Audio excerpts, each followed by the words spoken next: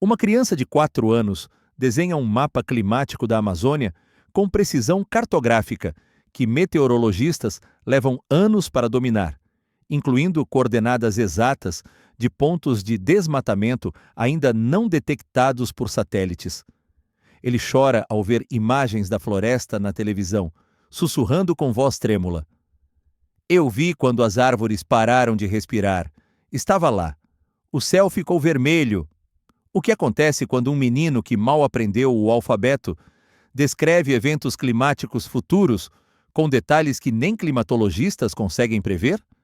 E mais aterrorizante, e se ele estiver certo?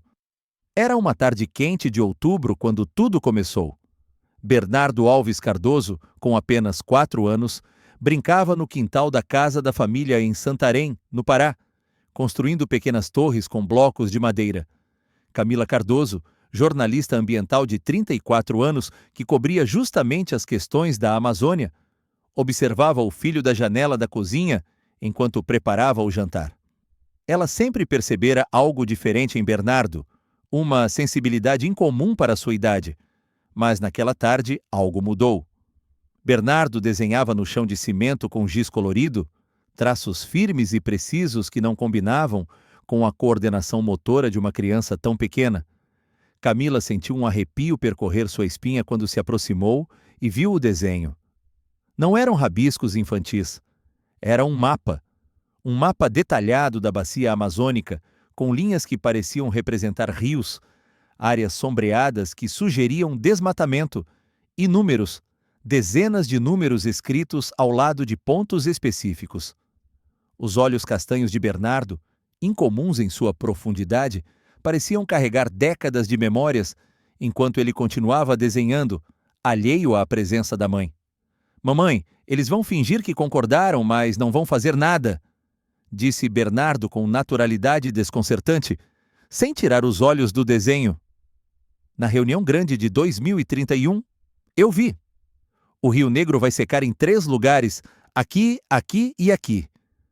Ele apontou para 3 pontos específicos no desenho, cada um marcado com coordenadas que Camila, mesmo com sua experiência profissional, não conseguia compreender como uma criança de 4 anos poderia conhecer. Camila Cardoso deixou cair a colher de pau que segurava, o objeto ricocheteando no chão de cimento como um eco de sua incredulidade. O sangue gelou nas veias. Seu filho, que ainda confundia as cores e não sabia amarrar os sapatos, estava falando sobre a COP31, uma conferência climática que ocorreria daqui a 6 anos, como se tivesse estado lá. Bernardo, filho, você ouviu isso na televisão? Perguntou a voz trêmula, traindo o esforço de manter a racionalidade. Bernardo virou-se para ela e, naquele momento, Camila teve a certeza absoluta de que algo impossível estava acontecendo. Os olhos do menino não eram mais de uma criança. Não ouvi, mãe. Eu sei. Ele voltou ao desenho, adicionando mais detalhes com uma precisão perturbadora. Eles vão prometer cortar as emissões, mas 3 países vão mentir nos números: Brasil, Indonésia e Congo. E quando descobrirem, vai ser tarde. O ponto de não retorno é em 2033, latitude menos 3,13, longitude menos 60,02. Ali. Quando a temperatura subir 1,5 graus naquele ponto exato, o fim começa. Naquele momento, Camila compreendeu que o mundo tal como o conhecia havia mudado. Ela olhou para os números no chão, pegou o celular com mãos trêmulas e começou a fotografar cada detalhe do desenho de Bernardo. Precisaria mostrar aquilo a alguém, talvez um climatologista, talvez um neurocientista. E se seu filho de 4 anos realmente estivesse vendo o futuro? E se aquelas coordenadas, aqueles números, aquela data específica fossem reais?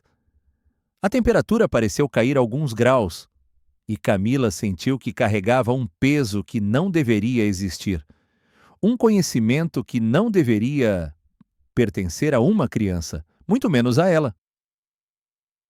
Camila passa a noite inteira analisando os desenhos de Bernardo no computador do home office, a luz azulada da tela refletindo em seu rosto tenso. Ela amplia as imagens, compara com mapas oficiais do INPE que usa profissionalmente. Sente o coração acelerar a cada descoberta. As coordenadas que Bernardo marcou com giz no chão correspondem exatamente a áreas de desmatamento recente na Amazônia. 3 delas, especificamente, não constam ainda nos sistemas oficiais de monitoramento. É impossível, completamente impossível. Ela amplia uma das coordenadas, a mão tremendo no mouse. Latitude, 8.234. Longitude, 63.981. Verifica no sistema do INPE, no Google Earth, em todos os bancos de dados que tem acesso. Nada. Área ainda não mapeada como desmatada. Mas, quando acessa os registros mais recentes de sobrevoo, datados de apenas 5 dias atrás, lá está, uma cicatriz recente na floresta, exatamente onde Bernardo marcou. Como? Sussurra para a tela vazia. Como ele pode saber? Na manhã seguinte, enquanto Bernardo come suas torradas com geleia, ela tenta manter a voz casual. Filho, você se lembra de onde aprendeu sobre esses mapas que desenhou ontem? Bernardo mastiga devagar, pensativo como um adulto considerando uma pergunta complexa. Não aprendi, mãe. Eu sei, é diferente. É como quando você sabe que está com sede. Você não aprendeu, você só sabe. Camila sente um nó na garganta. Ela precisa de ajuda, precisa entender o que está acontecendo. Mas com quem falar sem parecer louca? Sem expor o filho a algo perigoso? Decide começar discretamente, sem revelar a fonte. Liga para Dr. Raul Ferreira, climatologista da UFPA, com quem já trabalhou em várias reportagens. Raul, posso te fazer umas perguntas sobre dados climáticos? Off the record, só curiosidade mesmo. Claro, Camila, manda. Ela respira fundo. Você tem dados de temperatura da água do rio Tapajós no ponto onde encontra com o Amazonas? E não os dados públicos, os dados técnicos mesmo? Silêncio do outro lado.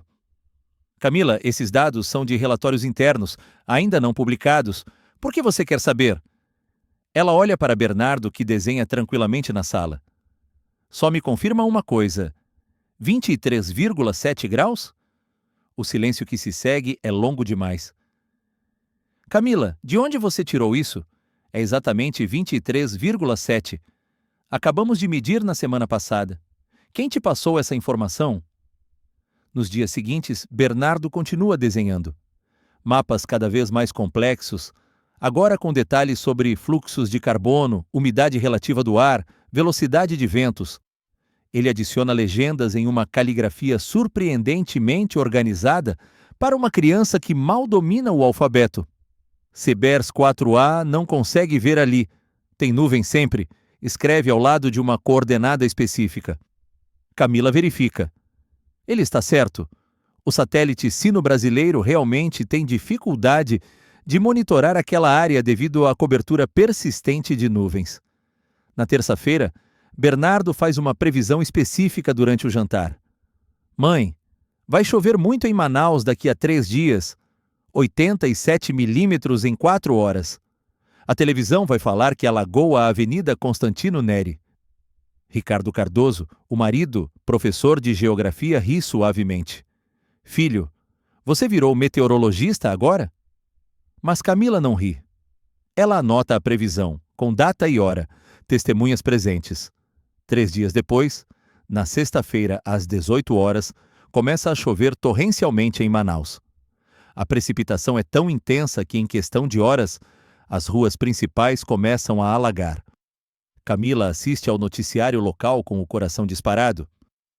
Chuva recorde em Manaus deixa várias vias intransitáveis, incluindo a Avenida Constantino Neri, diz a repórter na televisão. Ela pega o celular, verifica os dados oficiais do INMET. 87 milímetros em 4 horas, exatamente como Bernardo previu. Ricardo está pálido ao lado dela no sofá. Camila, o que está acontecendo com nosso filho? Naquela noite, Bernardo acorda gritando. Camila corre para o quarto e encontra o menino sentado na cama, suando, tremendo, lágrimas escorrendo pelo rosto. As árvores estão morrendo. Elas sabem. Elas estão gritando e ninguém escuta. Ela o abraça, sente o coração pequeno batendo acelerado contra seu peito. Shh, filho, foi só um pesadelo. Mas Bernardo a afasta. Olha diretamente em seus olhos com uma intensidade que não pertence a uma criança. Não é pesadelo, mãe. É memória. Eu estava lá quando aconteceu. Quando vai acontecer? É a mesma coisa. Na manhã seguinte, Bernardo desenha uma linha vermelha atravessando toda a extensão da Amazônia no mapa. Quando o desmatamento passar daqui, ele aponta para a linha com o dedo pequeno. Não tem mais volta. A floresta inteira morre. Ela precisa de si mesma para sobreviver. Quando corta demais, ela não consegue mais fazer chuva. Sem chuva, mais árvores morrem.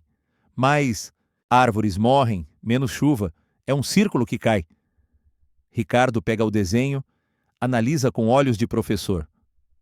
Camila, isso aqui é o conceito de ponto de inflexão em sistemas ecológicos. Ele está descrevendo feedback loops. Como uma criança de 4 anos sabe disso? Camila não tem resposta.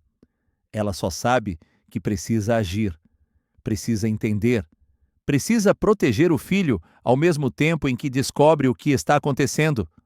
A vizinha Dona Neuza, senhora de 63 anos que mora ao lado há décadas, comenta com Camila na feira no sábado.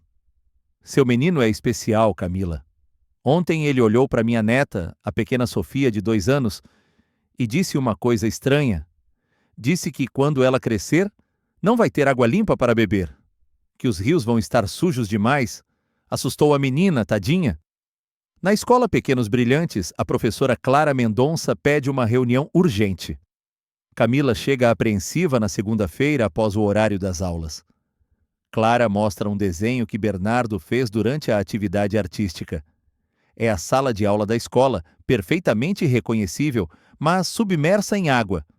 Peixes nadando entre as carteiras. A professora aponta para uma data escrita no canto: 2041.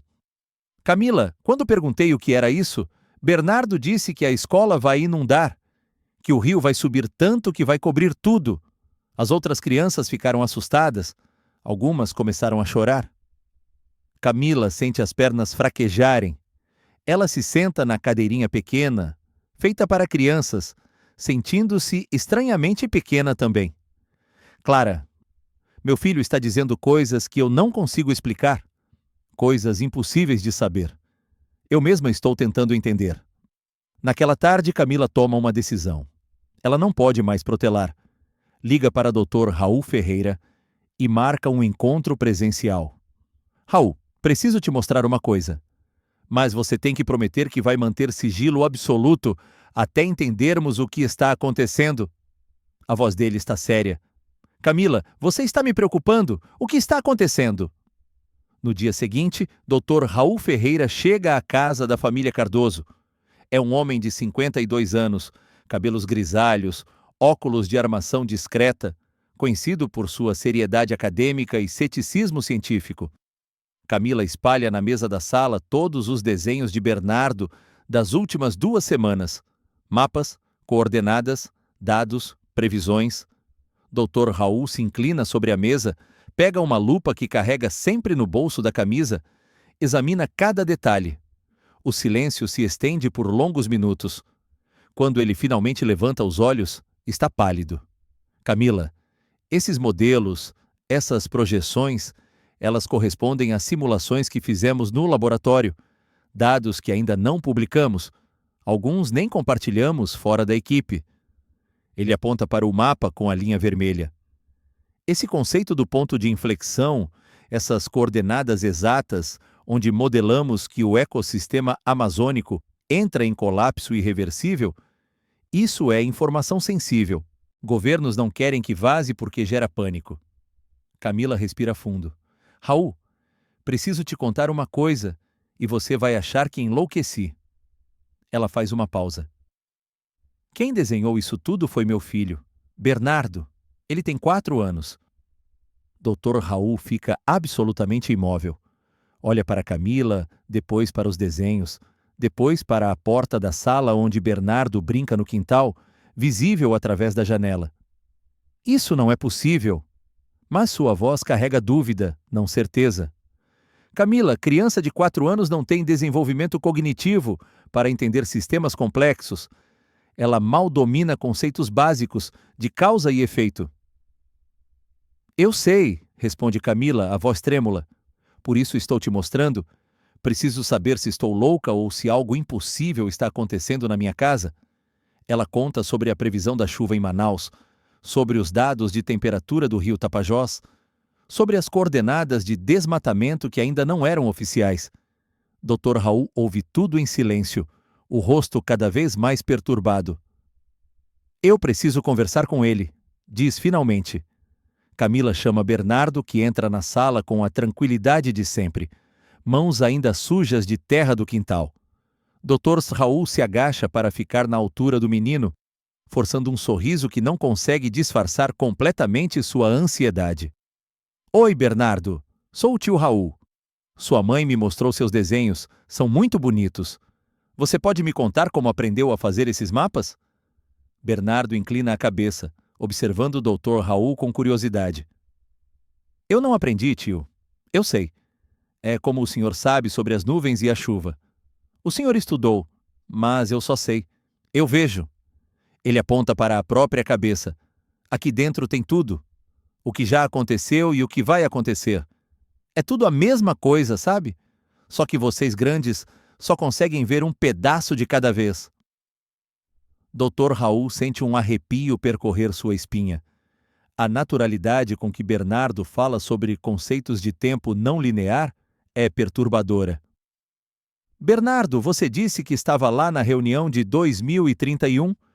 Como você estava lá se você tem só 4 anos agora? Bernardo sorri como se a pergunta fosse ingênua. Eu não estava com esse corpo, tio Raul. Eu era diferente. Eu era os números, eu era os dados. Eu via tudo de cima, como quando o senhor vê os mapas no computador. Só que eu via o tempo todo também, não só o espaço. Ele pega um dos mapas da mesa. Olha aqui. Latitude menos 3,13. Longitude menos 60,02. Quando a temperatura ali subir 1,5 graus em relação ao que era antes das fábricas e dos carros, tudo muda. A floresta para de fazer chuva suficiente. Em 5 anos, metade das árvores morrem. Em 10 anos, vira cerrado. Em 20 anos, vira deserto. Dr. Raul Ferreira passa a mão pelo rosto, o gesto de alguém tentando processar o impossível. Eu preciso documentar isso adequadamente. Com permissão de vocês, gostaria de envolver mais especialistas. Uma neurocientista cognitiva que conheço, da Unicamp, doutora Helena Monteiro. Ela é ética, discreta. Camila hesita, o instinto de mãe entrando em conflito com a necessidade de respostas. E se tentarem levar meu filho? Estudar ele como se fosse cobaia de laboratório? Ricardo se aproxima, coloca a mão no ombro da esposa. Amor, precisamos entender o que está acontecendo. Bernardo interrompe da sala, sem olhar para eles. Pode chamar ela, mãe. A doutora Helena vai acreditar? Ela teve um sonho sobre mim semana passada. Sonhou com neve vermelha, mas não era neve. Era cinza de queimada. 2 semanas depois, doutora Helena Monteiro chega a Santarém. Ela é uma mulher de 41 anos, cabelos pretos presos em coque, olhos escuros que transmitem inteligência afiada.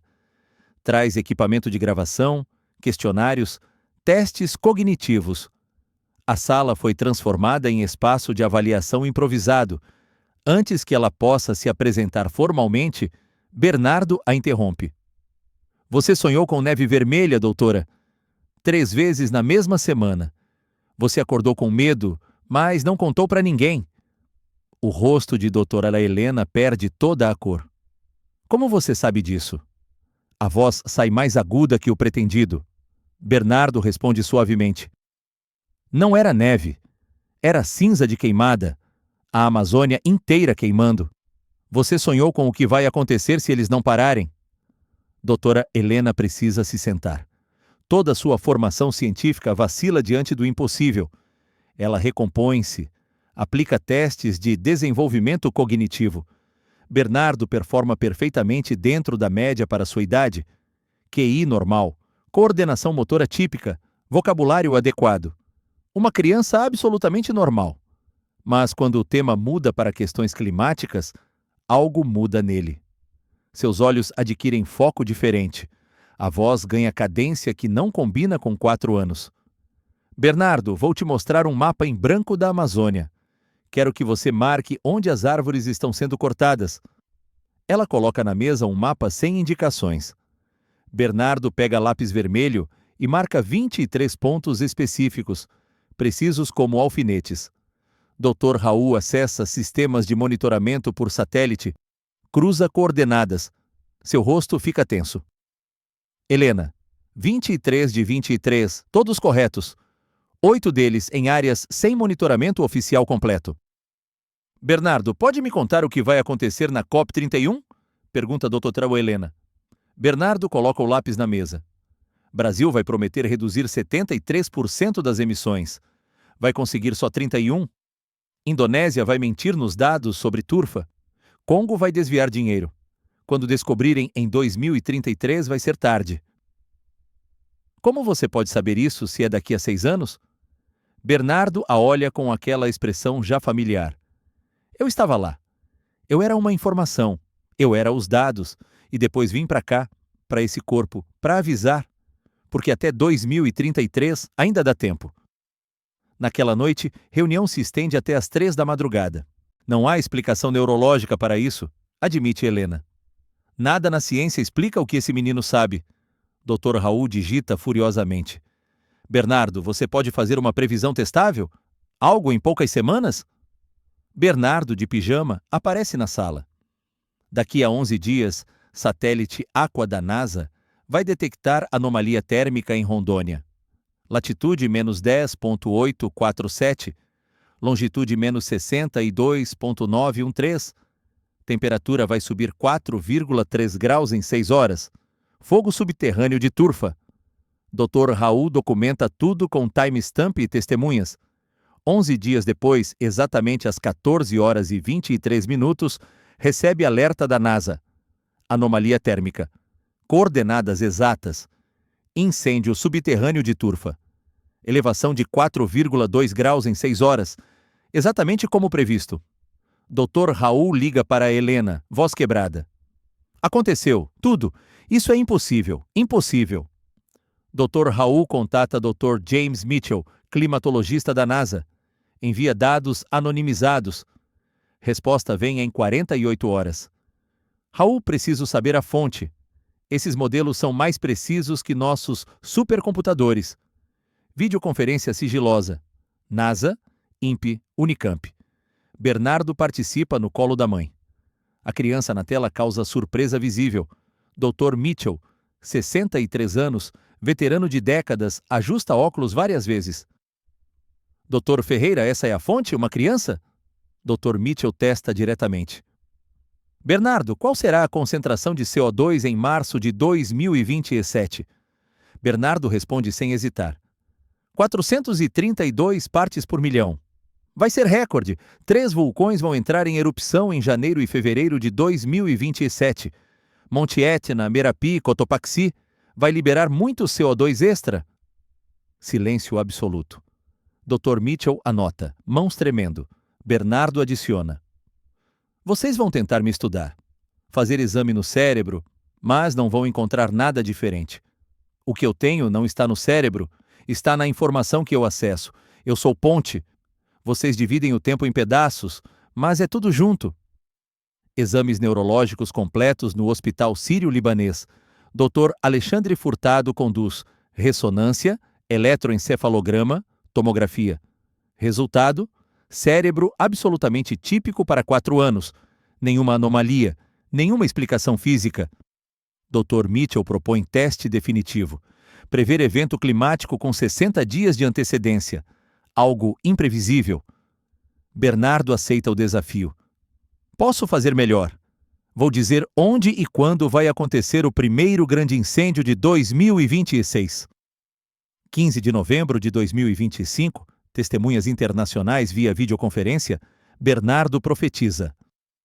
Dia 8 de janeiro de 2026, 14 horas e 37 minutos. latitude menos 8,547293, longitude menos 60 e 3,421847.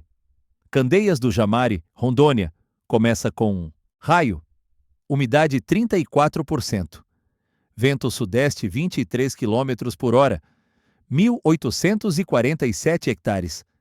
Fiscal do IBAMA, Jorge Henrique Salles vai ver o raio.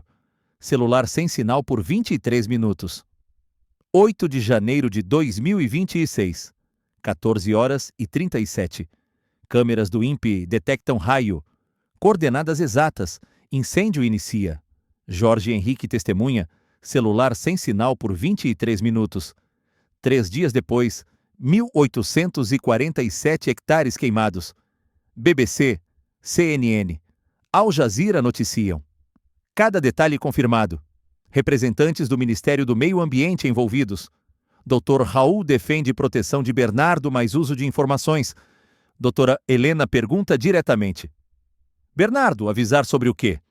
A criança responde com calma. COP31 vai falhar. Brasil vai prometer, mas fazer pouco. Outros vão mentir. Em 2033, ponto de não retorno. Mas COP34 em 2034 vai funcionar. Porque em 2033, 3 cidades vão ficar embaixo d'água. Rio Branco, Jacarta, Daca. Milhões de pessoas vão sair de casa. Aí vão ter medo. Aí vão agir. Dr. Mitchell, emocionado. Se mudarmos agora, o futuro muda? Bernardo sorri. Aí o futuro muda, por isso eu vim. Futuro não está escrito, está sendo escrito. Vocês ainda podem escrever diferente. Decisão formal. Bernardo mantido em sigilo para proteção. Informações usadas discretamente. Governo brasileiro cria projeto classificado com NASA, Unicamp, INPE. Nome código, Projeto Cronos. Hoje Bernardo continua sendo criança. Escola, quintal, desenhos animados. Mais mensalmente reuniões discretas. Cientistas de várias partes do mundo conectados. Bernardo fornece dados que se provam precisos. 3 previsões de médio prazo já confirmadas. Dr. Mitchell criou Cenários Bernardo, modelos climáticos baseados nas informações da criança brasileira. Os mais precisos, já desenvolvidos. Governos em sigilo planejam adaptações, mitigações, prevenções. Tudo documentado, testemunhado por dezenas de cientistas. Camila olha para o filho com amor e reverência. Às vezes esqueço que ele é meu bebê. Tem só 4 anos, porque quando fala sobre o futuro, vejo algo muito maior nos olhos dele. Ricardo concorda.